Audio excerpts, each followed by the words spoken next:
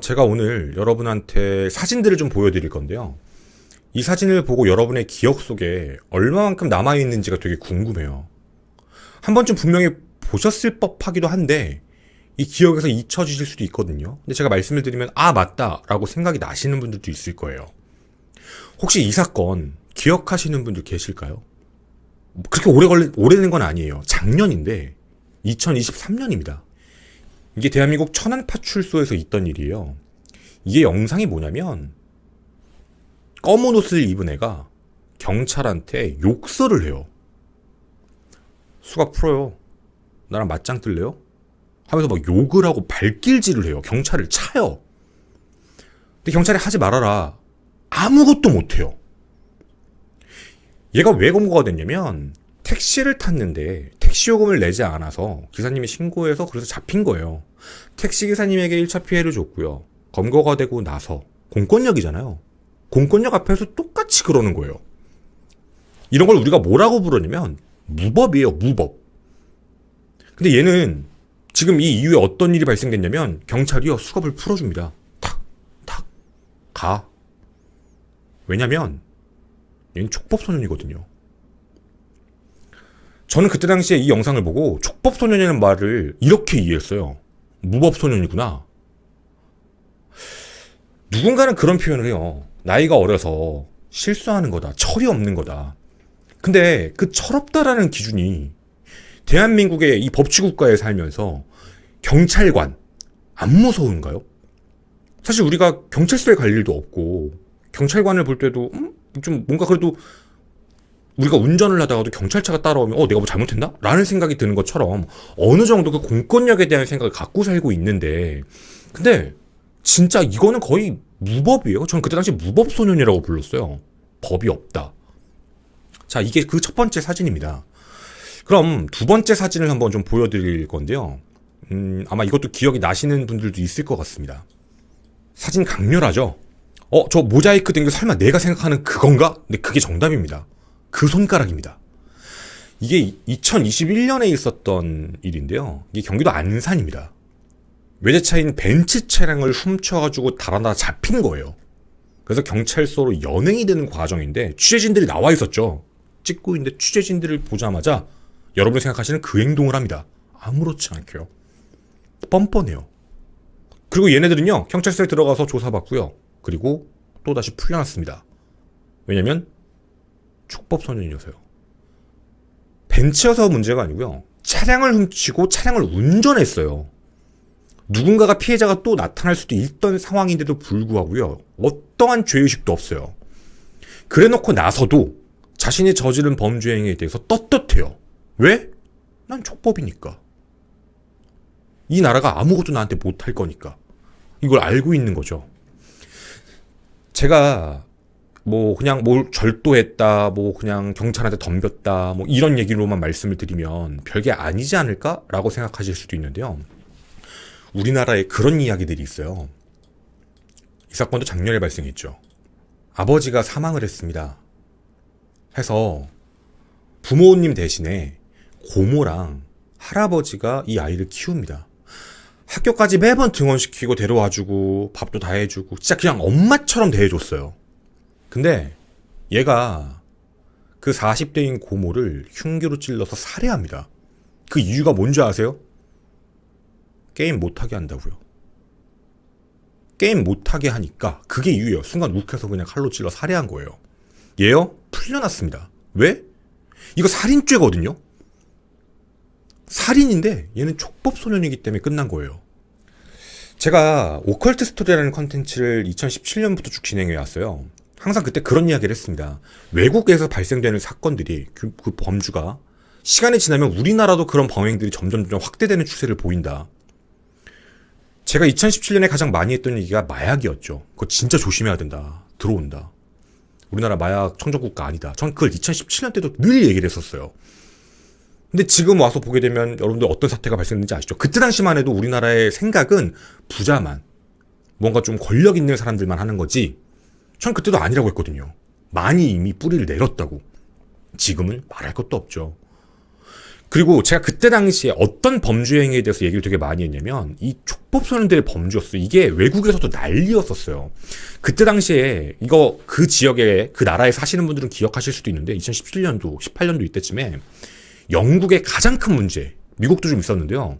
촉법소년 애들이 흉기를 들고 다녀요. 칼. 그리고 아무 이유 없이 지나가는 사람을 찔러요. 이유요? 나 세 보이려고. 왜? 처벌 안 받으니까. 이게 이유예요. 뭐 자기들끼리 뭐 갱단이다 뭐다라고 하면서 그냥 지역별로 계속 그런 사건들이 발생해요. 제가 그것도 보면서 이거 좀 문제가 좀 있는 것 같다. 우리가 어렸을 때 살았던 뭐 사회적인 분위기 그리고 우리가 알고 수 있는 정보 그게 지금은 훨씬 더 크잖아요. 시대가 아예 다른 거니까. 뭐 사실 제 나이로 좀 얘기해서 좀 죄송하지만 제가 어렸을 때 인터넷이 모뎀을 쓰다가 나중에 광랜으로 바뀌었던 그 시대이기도 하고 저는 더 뭐 그런 게 없었을 거고 이제 받아들이는 내용에 대한 것도 어느 정도 한계가 있었고 그리고 정보량도 지금하고는 많이 다르죠. 지금 검색하면 모든 게 다 나오니까. 그러니까 그만큼 과거에 있었던 어린 이제 그 나이대랑 지금의 나이대랑은 생각이나 행동이나 이런 부분들이 조금 더 다채로울 수가 있는 문제거든요. 그게 나쁘다는 걸 얘기하는 게 아니라 그걸 악용하는 애들이 문제가 생기는 거예요. 제가 예전에 그런 방송들을 진행을 하면서 외국 사건들을 얘기하고 어린애들이 그런 행동을 하고 다닌다라고 했을 때 그때 그 채팅이 기억이 나요. 2017년 때.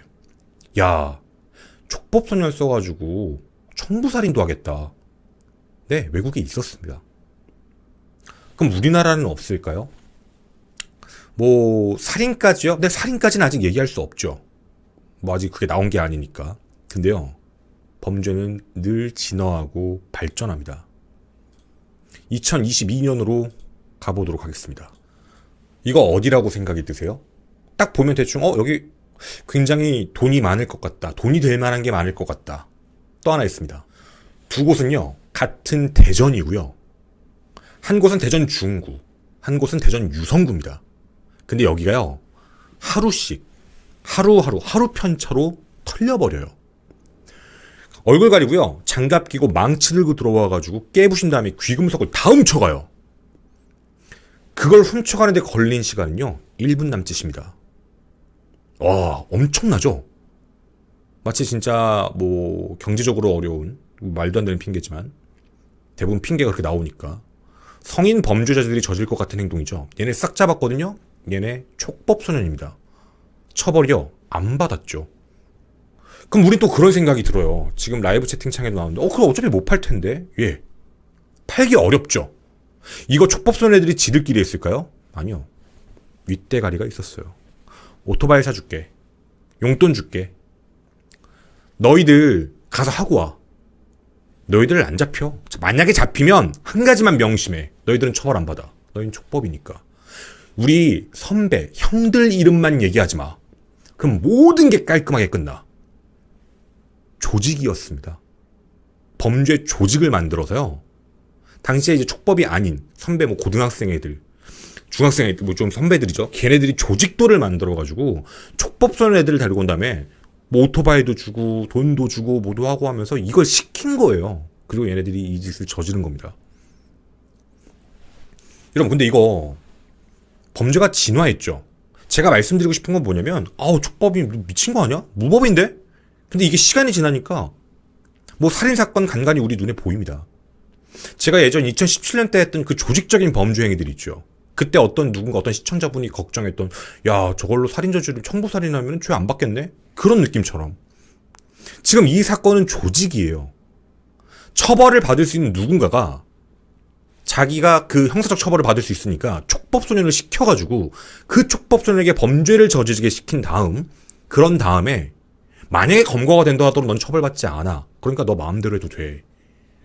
제가 사실 이 촉법소년과 관련되어 있는 문제를 예전부터도 많이 다뤘었습니다. 이거 진짜 좀 어떻게 보면 심각한 문제고 사회적 문제로 점점 커질 수밖에 없다. 인구는 점점 줄어들고 있는데 저런 행동을 하는 애들이 비중이 점점 커지고 있어요. 촉법소년 범죄율이 점점 증가하고 있는 추세가 지금 대한민국입니다. 근데 저거에 대해서 막아야 되는데 막을 수 있는 방법에 대해서도요. 그 수많은 전문가들이 과거부터 경고하고 얘기했던 부분들이요. 그 제시카법 떠나간 것처럼 음주사고 관련해가지고 계속 말하다가도 어떤 큰 사건 터져야 법이 갑자기 확 바뀌는 것처럼 계속 개를 중겨요. 안 돼요. 바뀌지가 않습니다. 그리고 결국에는요, 이런 일들은 계속해서 발생을 하게 돼요. 그러다가 한 번씩 난리가 나는 일들이 발생되고 나면 그제서야 어쩌자 저쩌자 이런 이야기들만 나오죠. 여러분은 촉법소년에 대한 부분을 어떻게 기억하고 계신지가 궁금합니다. 저는 당연히 무법소년이라고, 나쁜 애들 얘기하는 겁니다. 무법소년이라고 부르는 건데, 이 촉법소년과 관련된 게 대한민국이 나이를 만 10세에서 13세로 이제 규정을 해놨어요. 그러니까 이 나이에 저질렀던 범죄에 대한 문제는요, 사실상 처벌할 수가 없다라고 판단을 하는 거예요. 그러니까 얘는 그냥 애니까 아직 이런 범죄에 대한 그런 부분들이 아직 머리에 정립이 돼 있지가 않은 거야. 사회적 규범에 대해서 아직 무언가 확정이 안 나 있는 거야 라고 얘기를 하면서 만들어 놓은 거죠. 근데 우리가 꼭 항상 생각을 해야 되는 부분 중에 하나가 이 촉법소년이라고 부르는 거랑 소년법이라고 생각하는 거 있죠. 이거 두 개를 항상 나눠서 생각을 하셔야 돼요. 가끔씩 인터넷을 보게 되면 제가 매번 말씀을 드리는 거니까 또 한 번 얘기하겠습니다. 소년법 폐지하라. 잘못된 얘기입니다. 왜냐면 소년법 안에 촉법소년이 있지가 않아요. 촉법소년은 별도로 있습니다. 따라서 소년법을 폐지하자라고 얘기해버리시면요, 촉법소년은 살아남는 얘기예요. 그러니까 저도 늘 똑같이 얘기하는 건 촉법소년 폐지가 사실 국제적으로는 안 돼요. 대부분의 나라들 다 있는 규정이니까 촉법소년에 대한 것, 소년범에 대한 것, 이걸 개정하자라는 얘기를 사실 저는 생각을 하고 있어요. 이게 제 생각은 정답이 아니니까 확답을 드릴 수는 없지만 개정하자. 예를 들면 촉법소년의 연령에 대한 부분을 좀 바꾸자. 그리고 형사처벌 책임 능력을 더 강화시키자. 그리고 소년범도 마찬가지예요. 소년범도 형사처벌과 관련되어 있는 범주를, 우리가 얘기하는 그 강력범죄들 있죠. 특정 강력범죄에 대해서는 성인과 똑같이 처벌을 하자. 이건 실수가 아니다. 좀 개정에 대한 부분들을 얘기를 좀 많이 했던 거거든요. 제가 이 이야기를 왜 드리는 거냐면, 어린애니까 실수해서 교정교화를 시켜놓고 사회에 내보내면 정상적으로 다시 올바르게 성장할 수 있을 거야 라는 생각으로 이런 시스템을 만들었다고 저는 개인적으로 생각을 하는데, 지금 현행 대한민국 법에서 촉법에 해당되지 않은 나이입니다. 촉법이면 그냥 나가니까. 촉법에 해당되지 않게 되면요, 형사책임 능력이 존재하는 연령이라고 판단을 해요. 그래서 소년범죄 처벌입니다. 소년범죄 처벌이라고 얘기해서, 우리 가끔 보면 소년범들 징역형 나올 때 뭐 장기 몇 년, 단기 몇 년 뭐 이런 얘기 나오잖아요. 예를 들면 장기 뭐 10년, 단기 5년 이런 형량이 나오는 건 이것도 좀 센 겁니다. 죄를 좀 센 걸 진 거예요. 그게 이제 장기 단기가 나오는 건 너 수용생활 제대로 하면 일찍 내보내줄게. 뭐 이런 규칙이에요. 너 이 안에 들어와가지고 깽판 부리고 이상한 짓 하고 말 안 듣고 교정교화 안 되면 넌 끝까지 채우고 나갈 거야. 일정의 타협인 거죠. 근데 이게 15년이라고 말씀을 이제 드린 부분인데요. 이 15년이 무슨 기준이냐면 성인 범죄로 사형이나 무기징역형. 그러니까 소년범이 징역 15년형 이상을 받게 되면요, 성인 범죄로는 사형이나 무기징역형이 나왔다는 뜻이 돼요. 그러니까 그 정도의 범죄를 저지른 애에게 교정교화의 기회를 준다가 이런 이 법률, 소년범 이런 거에 대한 처벌법인 거예요. 물론 형량에 대한 부분에서 중요한 부분 하나 있어요.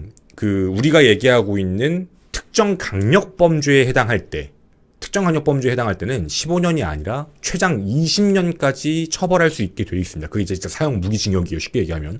진짜 형량이 이제 높은 게 맥스입니다. 20년이 최대치예요. 그 이상 선고할 수는 없다라는 내용이죠. 그래서 현행 지금 대한민국 소년법 자체가 이제 만 18세까지로 규정을 하고 있어요. 만 18세까지는 소년법에 의해서 처벌을 받게 되어 있죠. 그러니까 극악무도한 살인을 저지른다 하더라도, 대한민국 사형 무기징역이 나올 만한 형량이라 하더라도 최장 징역 20년형을 선고하게 돼 있어요. 그거는 무조건입니다. 물론 한 가지의 경우일 수는 분명히 있습니다.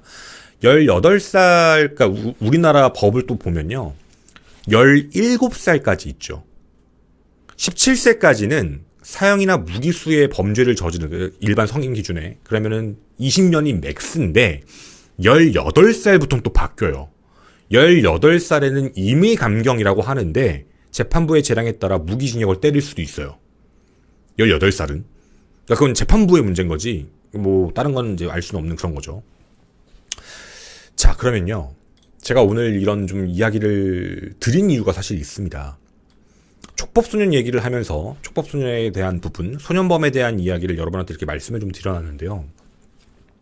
아마 기사로 접하신 분들도 계실 것 같아요.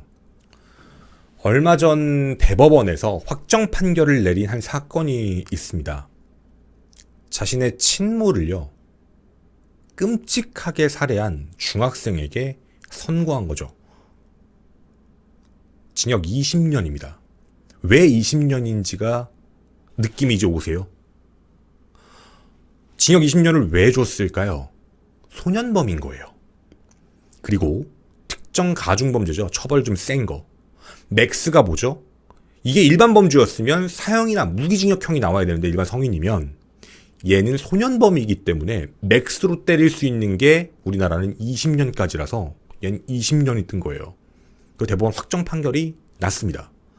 그리고 이 새끼는요, 30대 중반에 사회에 나옵니다. 이제 여러분들에게요, 얘가 사회에 나와도 괜찮을지 전하고자 합니다. 그리고 얘가 소년범이 맞는지도 함께 생각해 주세요. 얘가 그 청주에 있는 한 학교, 중학교의 학생입니다. 집에는 아버지, 어머니, 그리고 큰 누나, 그리고 이제 또 딸이 있고, 이렇게 이제 5식구가 사는 그런 집인데, 어머니가 굉장히 헌신하시고 대단하신 분이셨어요. 그 장애인들 평상시 돌보시는 일도 하셨고, 가족에게 엄청 헌신적이셨어요. 막내딸도 지적장애가 있어가지고, 어떻게 보면 되게 힘들 수도 있는데, 진짜 사랑이라고 얘기할 수 있는 모든 것들을 해주신 분이에요. 근데 이 범인, 가해자죠. 얘가 한번 맞들인 날이 있었어요. 그게 언제였냐면 2022년이었습니다. 2022년 9월경에요. 이것도 사실 확인 관계가 없어요. 이거 지금 이 애의 일방적인 주장입니다. 이 아동이라고 표현할게요. 이 아동의 일방적인 주장인데, 얘가 학교에서 친구들과의 갈등이 있었고, 그것 때문에 혼자 분노를 해서 집에 있는 부엌칼을 가지고 학교에 등교를 해요. 그러다가 이제 학교에서 친구하고 그거에 대한 다툼이 생기면서 친구들 그걸 뺏으려고 했을 거 아니야. 칼이니까, 흉기니까. 그것 때문에 친구가 다친 거예요. 근데 얘가 형사처벌을 받을 수가 없었어요. 그때 당시에 얘가 13세였거든요. 뭐였죠? 촉법소년이요. 얘는 그냥 보호관찰 처분만 받았어요. 흉기를 들고 뺏으려는 사람한테 휘두르다가 애가 다쳤는데, 그리고 뭐 자기가 무슨 뭐 갈등, 이거 뭐 학교폭력 이런 거 아니에요. 일방적인 얘기예요. 얘가 이런 일을 저질렀고, 그때 당시에 그냥 촉법소년이라는 단어로 어떤 처벌도 받지 않고 그냥 지나갔죠. 그 뒤에 정신과 진료를 받은 것도 확인이 됩니다. 그래서 뭐라고 표현이 됐냐면, 아스퍼거 증후군의 가능성이 보인다였었어요. 아스퍼거 증후군이다 라고 결정을 내린 게 아니고요, 보인다 라고만 얘기를 했죠. 그러니까 이제 약간 뭐 아스퍼거 증후군이라는 게 뭐 고지능 자폐다라고 이제 표현하시는 분들도 있고, 약간 자폐성 장애이긴 한데요, 일상생활하는 데는 큰 문제가 없어요. 그래서 우리나라에서는 그거 장애 등급으로 처리를 안 한다고 하더라고요. 뭐 그것 때문에 좀 말도 있긴 한데, 어쨌든 그런 가능성만 보인다라는 게 그때, 그리고 그 강한 치료를 받은 것도 아니에요. 사회생활도 가능한 거였고. 근데 이 이후부터 얘는 왜 그랬는지는 잘 모르겠는데요, 자신의 학교 생활이든 자신의 친구 관계든 자신의 집안일이든 집안 관계든 이상한 피해의식을 가져요. 왜 나한테만 뭐라 그래? 왜 나한테만 다 뭐라고 하고, 왜 다 내 편이 되어주지 않아? 적대감이요. 모든 사람에게 적대감을 갖고 살아요. 이거 진짜 무서운 거거든요. 누구도 그렇게 한 게 아닌데 적대감을 혼자 갖고 산 거예요. 그러다가 일이 한번 터집니다. 2023년 10월 1일인데요. 이때 명절 연휴 기간이었어요. 그래서 이제 좀 막 가족들도 막 모일 거 아니에요. 그래서 이 아파트도 뭐 친인척들, 다른 이제 집들 막 이렇게 모여가지고 있는 그런 상황인데, 난 12시 반쯤에 이 아동이 갑자기 엄마한테 이런 얘기를 하는 거예요. 시끄러워. 그러니까 아파트 단지 놀이터에서 애들 떠드는 소리가 시끄럽다고 짜증을 낸 거예요. 엄청 심하게. 근데 여기에 대해서 어머니가 할 수 있는 말은 뭘까요? 우리가 그냥 상식적으로 생각을 해보자는 얘기예요. 아, 그러게. 왜 이렇게 짜증이 나? 왜 이렇게 시끄럽게 하지? 나가서 뭐라고 할까? 이게 정답이 아니잖아요. 놀이터에서 애들이 뛰어노는 그 시간이 언제였죠? 밤이 아니에요. 명절 연휴 기간 낮 12시 반입니다. 그래서 어머니께서 그때 뭐라고 말을 했냐면, 아, 이거 좋게 말씀하셨어요. 이해할 수 있게. 이거 그냥 다른 가족들, 애들도 같이 와서 노는 거고, 매일 그런 게 아니라 연휴 기간이고 낮 시간에 가끔 이런 거니까 이해를 해야 돼. 라고 얘기를 했는데, 이 부분에서 얘는 또 불만을 가진 거예요. 왜 내 편 안 들어줘?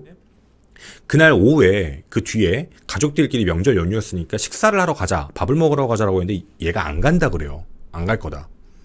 그래서 그냥 어쩔 수 없이 그냥 가족들 걔 두고 그냥 다 같이 이제 밥을 먹고 그다음에 이제 돌아오는 그런 상황이었죠. 근데 그 사이에 얘가 뭐를 하냐면 충북 청주에 있는 상당경찰서 있죠. 거기에 직접 가요. 그래서 소음 신고를 해버려요.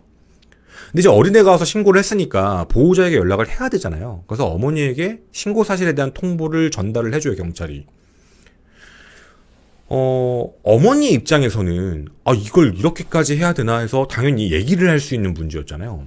오후 5시 경쯤에 이제 뭐 아버지는 주차하시고 뭐 이렇게 해서 뭐 정리하시고 올라오시고 어머니가 먼저 이제 집에 들어와서 방 안에 이제 그 아동이 있는 방, 아동방에 이게 들어오게 된 거죠. 그 애방에 들어왔는데 얘가 유튜브를 보고 있던 거예요. 그래서 어머니가 조용히 얘기하신 거죠. 아니, 이런 것 때문에 신고하는 건 좀 그렇지 않냐. 남을 좀 배려해야 되지 않냐. 왜 자꾸 너의 권리에 대한 것만 이야기를 하냐. 그런 식이면 너도 자전거도 타면 안 되고 너도 핸드폰 같은 거 하지 말고 그냥 집에 살면 안 돼. 그냥 나가. 이런 식으로 이제 좀 세게 얘기를 하신 거죠. 사실 어머니가 이렇게밖에 얘기하실 수 없는 상황이었어요. 앞에도 잘 얘기를 했는데 얘가 또 너무 과할 정도의 행동을 했기 때문에 이때 얘가요. 진짜 거리낌 없이 행동을 시작을 합니다. 죽여야겠다. 친모입니다. 엄마예요. 자신을 사랑으로 키웠고요.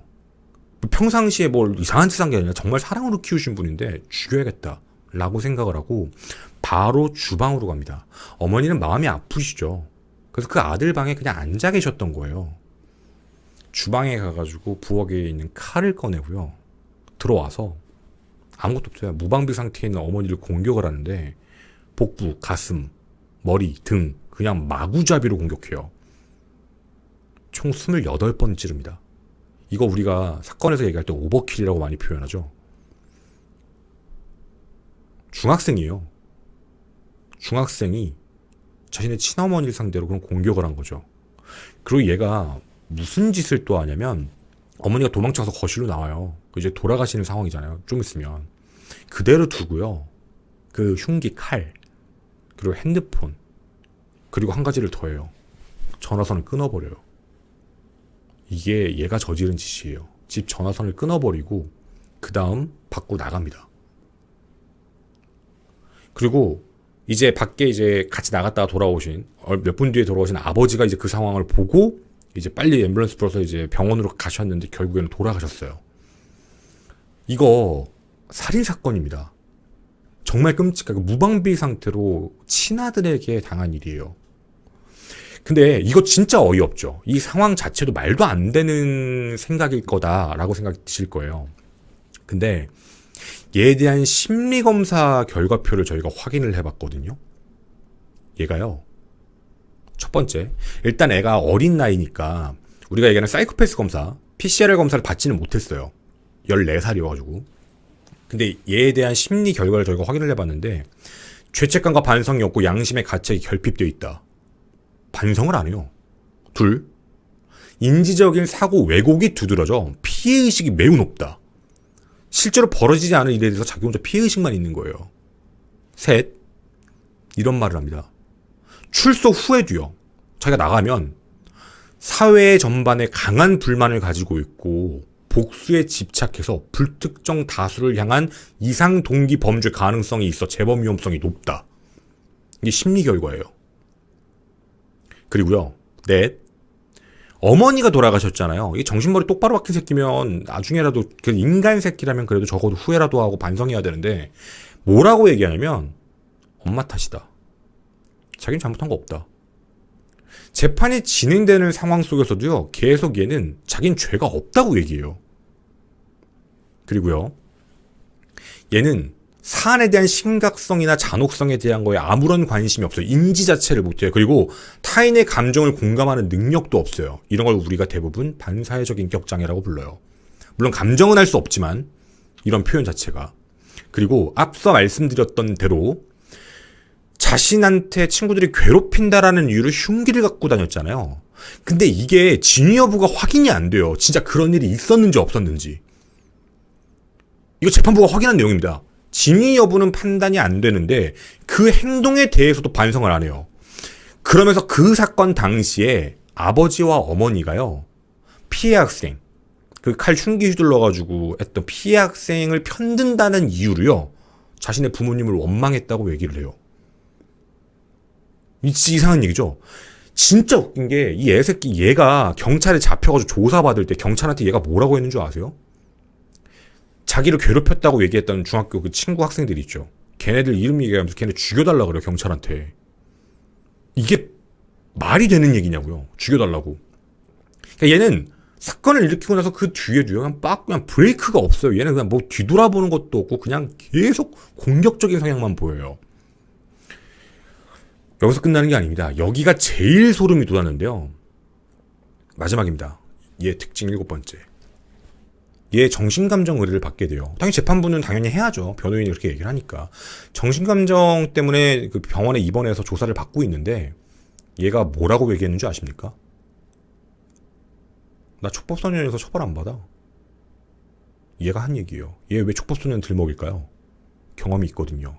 2022년. 그때 촉법소년이어가지고 칼 휘둘렀는데 아무 문제가 없었잖아요. 형사처벌 안 받았잖아요. 나 촉법소년이어가지고 나 어차피 빨간 줄 안 그어져요. 그래서 얘기를 해주죠. 너 촉법소년 아니야. 한 살 더 먹었어. 와, 무섭죠? 그때 얘 뭐라고 했는 줄 아세요? 아, 나 아스퍼거 증후군 있잖아. 그럼 심신미약 판정 받으면 되는 거 아니에요? 나 심신상실 받고 무죄 받아야 돼요. 그리고 나 무죄 받고 나가면 일본 가서 IT라면서 할 거예요. 그리고 잘못한 사람들 다 죽이고 복수해야죠. 이런 말을 해요. 이게 14살짜리의 얘기예요. 얘 정신질환과 관련되어 있는 부분에 결과가 나왔는데요. 국립법무병원장의 감정서입니다. 정신과적 질환의 증거를 확인할 수 없다. 자폐 스펙트럼 발견되지 않는다. 오히려 IQ는 105. 양호한 지적 능력을 갖고 있다. 그러니까 지가 주장하는 거랑 아무 상관이 없어요. 정상이에요. 그냥 우리가 표현하는 반사회적 인격장애 같은 느낌인 거죠. 그냥 공감 능력 떨어지고 사회성 떨어지고 어떤 편집적 이런 이제 성향, 사고가 그런 부분이 있고 반사회적 성향은 보이는데 정신병적이다라고 판단할 수 있는 문제는 확인되지가 않는다가 결론입니다. 얘가 주장하고 있는 정신병이요, 인정이 아무것도 안 됐다라는 거죠. 그리고 이 사건이요, 재판이 국민참여재판으로 시작이 됐어요. 왜 이걸 신청했는지는 모르겠지만 국민참여재판에서 배심원단 9명이 왔는데 9명 모두가 다 만장일치 유죄 판단을 합니다.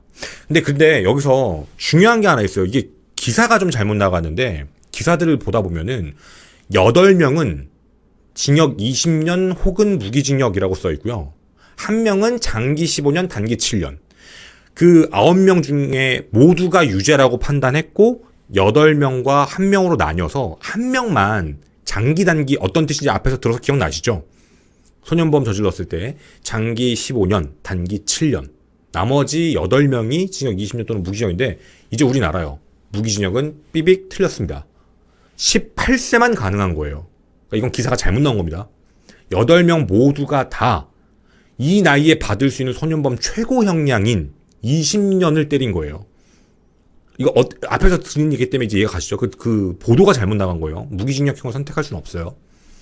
자, 이렇게 돼서 재판부는요, 이 내용에 대해서도 받아들여서 1심 선고를 징역 20년형을 선고합니다. 그리고 판결문에도 분명히 그렇게 적혀 있어요. 피해자인 어머니는 힘든 환경 속에서도 장애인 활동보조사로 열심히 일하면서 자녀들을 헌신적으로 돌봐왔다. 그리고 무조건적인 사랑을 베풀었다. 증거들이 다 있는 거예요. 그럼에도 얘는요, 이 범죄자 새끼는 지속적으로 자신한테 유리한 내용, 그리고 어머니를 탓하는 내용을 계속해서 의견서로 제출해요. 엄마 탓하는 거예요. 그 내용에 뭐라고 적혀있는 줄 아세요? 엄마랑 다른 가족들한테 학대받았다고요. 자기가 학대를 받아서 이렇게 된 거라고. 거짓말입니다. 지 살려고요. 뻥치는 거예요. 모든 책임을 돌아가신 어머니한테 또 이거 2번 죽이는 거예요. 그리고 아무렇지 않아요. 얘는 어떻게든 가벼운 형만 받을 궁리를 한다. 재판부 판단입니다. 그리고 마지막에 재판부가 뭐라고 했는 줄 아세요? 출소 후 자신한테 잘못을 저지른 사람들을 죽여 복수하겠다는 얘기까지 한다. 법정 최고형, 징역 20년형을 선고한다예요. 자, 이게 청주에서 발생했던 존속살인입니다.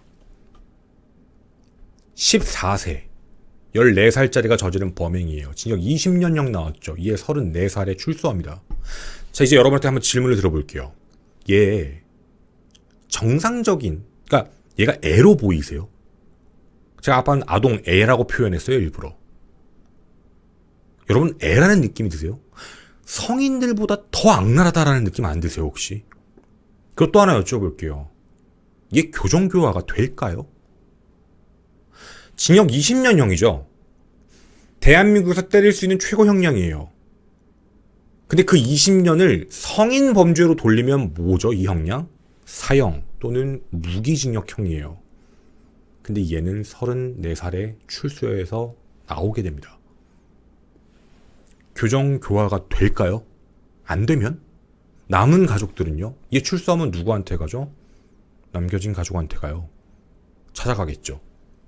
얘 지금 불만 많거든. 아버지한테도 불만 있고 가족들한테 불만이 있는데, 제가 촉법소년 그리고 소년범 이런 부분들에 대해서, 이건 제 생각입니다. 그리고 이제 많은 전문가분들하고도 얘기를 나눠본 것 중에 있는데, 우리나라에서 실수로 용납할 수 없는 특정 범죄들이 분명히 존재합니다.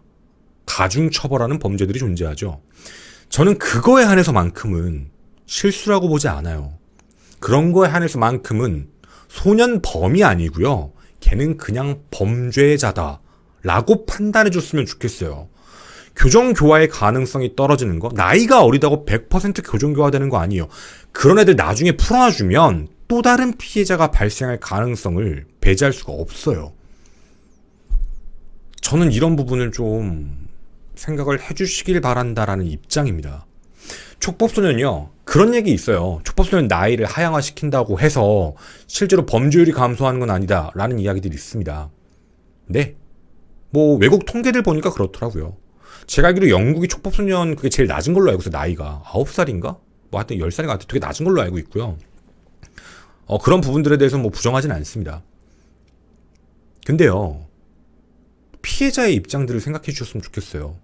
범죄율이 낮아지지 않는다 라는 것만으로 얘기를 안 했으면, 바뀌는 게 없다면 피해자의 마음이라도, 피해자라도 일부 위로라도 할 수 있어야죠. 지금 여러분이 앞서 보신 거 진짜 빙산의 일각이에요. 얘네들이 촉법소년을 무기로 내세워서 저지르는 이 잔혹한 범죄들이 더 진화하고 발전하면 그때는 어떻게 대처할 거냐고요. 사람을 죽였는데 난 촉법이에요 이러면서 빠져나가 버리면 그때는 어쩔 거냐고요. 그때랑 지금이랑 애들의 옛날이랑 지금이랑 성장 패턴도 달라요.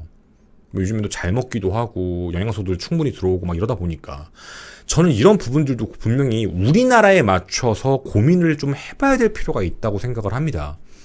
촉법소년의 연령이 낮아진다라는 문제는 외국 사례를 무조건 가지고 와야 된다라고 저는 판단하지 않고요. 그 나라에 각각 맞게. 우리나라 IT 강국이잖아요. 인터넷, 핸드폰 너무 많은 것들이 발전해 있잖아요. 애들은 그만큼 너무 많은 것들에 노출이 되어 있고요. 어떻게 보면 사회적인 행동들이죠. 그런 행동들을 저지른 애들이 아무렇지 않게 행동을 하고 있어요. 그거에 대해서 처벌하지 못하는 일이 발생됐을 때 남겨진 피해자들의 고통을 생각해 주셨으면 좋겠습니다. 연령을 하향한다고 해서 범죄율이 감소되는 것은 아니다 라고 할지는 모르겠지만, 그러면 적어도 소년범으로 처벌할 수는 있잖아요. 그럼 소년범을 개정해 주시면 되죠. 강력범죄에 한해서는 성인과 똑같이 처벌을 가한다. 이 어린 놈의 새끼들이 법을 우습게 알고 법치를 우습게 알고 대한민국을 우습게 한 그 대가를 직접적으로 자신들이 체험할 수 있게 직접 느끼게, 그래서 피해자들을 위로라도 할 수 있게. 제가 말씀드리지 않은 범죄들이요, 되게 많아요. 성범죄 엄청 많습니다. 아무렇지 않아요. 왜? 처벌이 약하니까. 저는 이대로 두면요, 문제가 더더더 커질 수밖에 없다고 봐요. 이 사회에서는. 그래서 이런 부분들 오랫동안 많은 전문가들이 경고하고 있는데 무시하지 않으셨으면 좋겠고, 촉법소년 개정, 소년범 개정, 폐지는 못하니까 개정해서 소년법에 뭐 나이를 뭐 하향시키는 거 오케이. 촉법소년을 하향시켜야 될 것 같은데, 제 개인적인 생각은. 그리고 처벌과 관련된 문제는 진짜 이게 말도 안 되는 사건들, 우리나라 사회적으로 봤을 때도 말도 안 되는 사건들, 강력범죄 사건에 대해서는 성인과 똑같이 처벌을 해주셨으면이라는 생각입니다. 저는 촉법소년의 나이에 포함되는 모든 학생들이 다 나쁘다 이런 얘기하는 게 아닙니다. 절대로 아니에요. 이 영상을 어린 친구들이 볼 수도 있는데 여러분에게 나쁘다고 표현하는 게 절대로 아닙니다. 제가 얘기를 하는 건 그 악랄한 새끼들, 그 어린 나이 때부터 법을 우습게 알고 사회 질서를 우습게 하는 새끼들, 저는 이런 애들은요, 교정, 교화 따위는 필요가 없다고 생각해요. 이미 싹이 잘못 자랐기 때문에 이런 애들은 사회에 다시 복귀시킨다는 것 자체가 너무 위험한 생각이지 않을까. 왜요? 범죄 저지른 걸 너무 쉽게 생각하잖아요. 아무렇지 않아 하잖아요. 범죄의 경험치라고 판단하잖아요. 아시잖아요. 누구나 다 처음 경찰서에 가거나 두려워합니다. 근데 왜 재범률이 있냐고요? 몇 번 가면요, 그 안에 생활도 다 적응을 해버려요. 재범률, 계속해서 늘어나는 사건들, 우리가 봤던 강력범죄 사건들 대부분 보면 소년범부터 출발하는 케이스들 굉장히 많아요. 저는 강력 사건과 관련되어 있는 부분들에서는 분명히 강한 처벌을 좀 해주셨으면이라는 개인적인 생각입니다. 모든 범죄를 다 그렇게 할 수는 없겠지만, 특히나 대한민국에서 바라보는 극악무도한 범죄라면 그런 부분들에 대해서는 다시금 좀 고민해 주시고 고려해 주셨으면, 일반 성인과 똑같은 처벌을 해 주셨으면, 그 대한민국의 법치가 얼마나 무서운지 걔네들이 좀 알기를 바랍니다. 그냥 두면 어떤 일이 발생될지 아무도 몰라요. 더 심해지기만 할 겁니다. 네, 저는 김원 사건 파일의 김원이었습니다. 여러분의 많은 의견 댓글로 기다리도록 하겠습니다. 감사합니다. 제가 이거 되게 우습게 보고 있다라고 혼자 생각을 한 이유가 뭐냐면, 이거잖아. 22년에 자기 13살 때 촉법소년으로 풀려난 걸 아니까 그 다음에도 아무렇지 않게 하면서 촉법소년이라는 말을 내뱉잖아요. 이게 얼마나 무서운 일이에요. 저는 정말 놀랐어요. 솔직히 얘기하면. 그런 표현을 한다는 것도 얼탱이도 없고. 그리고 얘가 정말 교정교화가 될까라는 그 의문? 궁금증이 계속 들어요. 솔직히. 되면 정말 다행이지만 안 되면 또 다른 피해자가 발생될 수 있는 문제이기도 하고. 잘 모르겠어요. 저는 이 오늘 방송에서 얘기했던 이 새끼가 저지른 짓은 촉법소년을 이용했다라는 것도 하나가 더 있고, 자신의 친어머니를 끔찍하게 살해한 것도 있지만 그 뒤에 법치도 무시했잖아요. 그게 난 너무 소름이 돋아요. 촉법소년인데요? 아 그래요? 심신미약 받으면 되죠. 아 그래요? 아스퍼거 증후군인데? 이런 식이잖아요. 그리고 뭐라 그래요? 재판 가서도, 경찰 단계에서도 쟤 죽여달라고 그러고. 걔는 그냥 이 법치에 대한 걸 다 우습게 하는 거예요. 너무 쉽게 생각하고 아무렇지 않아 하는 거예요. 겁이 없는 거죠, 어떻게 보면. 그리고 그 정신감정에 있는데 정상이고. 그리고 또 아무렇지 않게 재판에서도 자기는 나중에 출소하면 사람 죽일 거라고. 아니 이게, 이런 애를 나중에 출소를 시켜야 된다라는 게 이게 정말 맞는 건가라는 생각이에요. 진짜로. 좀 개정을 했으면 좋겠어요. 그래서 이 사건은요, 물론 이 사건 하나만 가지고 촉법소년 범죄를 저지르는 모든 애들, 촉법소년으로 범죄 저지르는 게 정상적이라고 보이진 않지만 어찌되었든 이게 뭐 전체를 다 나타낼 수 있다라는 지표를 삼지는 않겠지만 이 정도로 악랄하다는 얘기예요. 이 정도로 얘기를 해도 출소는 한다는 뜻이니까요. 개정했으면 좋겠습니다. 이거 너무 옛날부터 했던 얘기긴 한데